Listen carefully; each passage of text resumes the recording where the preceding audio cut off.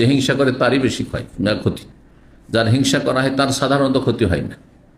হিংসার কারণে অনেক সময় বদনজর লেগে যায়, অথবা কোনো রকম প্রতিক্রিয়া দেখাতে গিয়ে ক্ষয়ক্ষতি করে দিল আপনার ধন সম্পদের অথবা আপনার দুনিয়ার কিছু, সেটা হইতে পারে সেটা আল্লাহর ইচ্ছা হয়েছে।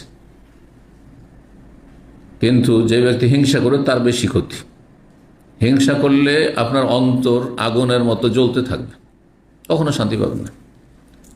আর আপনি আপনার আল্লাহ যে ভাগ বন্টন করে আপনাকে যেটা দিয়েছেন ওতে সন্তুষ্ট হন, আরামে গিয়ে বিছানায় শুলে ঘুম চলে আসুন, কারণ অন্তরটা ঠান্ডা হয়ে আছে, সাফ হয়ে আছে। আমারটা আমি পেয়েছি, আপনারটা আপনি পেয়েছেন। এমন আপনি 10,000 রিয়াল বেতন পেলে, কেউ 1,000 পায়, 2,000 পায়, হ্যাঁ, আপনারটা তো দেওয়া হয়নি, ওরটা আল্লাহকে দিয়েছে, বুঝতে পারছেন না? জি। তো এখানে কিছু বদচরিত্র থেকে নিষেধ করা হয়েছে যে হাদিসগুলিতে, সেই সম্পর্কে হাদিসগুলি এসেছে।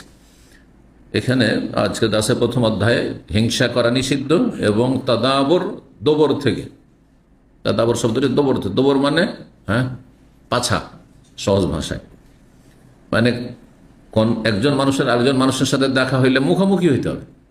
সামনে দিকে একটা লোক আসছে আর আপনি যাচ্ছেন, তো উচিত কি সামনাসামনি, আপনি আপনার কাজে যাচ্ছেন, ও আপনার ওর কাজে আসছে, আর সামনাসামনি হইলেন।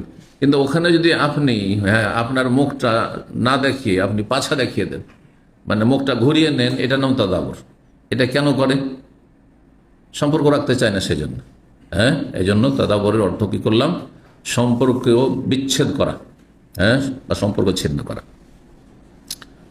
এইরকমই একজন মানুষ আর একজন মানুষের সাথে দেখা হলে সালাম করবে, সালামের উত্তর দেবে, এবং কি বলবে, কথাবার্তা বলবে, কিন্তু কথা না বলা, এটাও তাদাবরের অন্তর্ভুক্ত, যাতে কথা বলতে না হয় ওর সাথে, সেই জন্য এড়িয়ে গেল, তাকে প্রতিদিকে তাকাইল না, অথবা ওকে দেখে ওর না দেখার ভান করে অন্যদিকে ঘুরে গেল, অন্য রাস্তা ধরে নিল, এর নাম তাদাবর।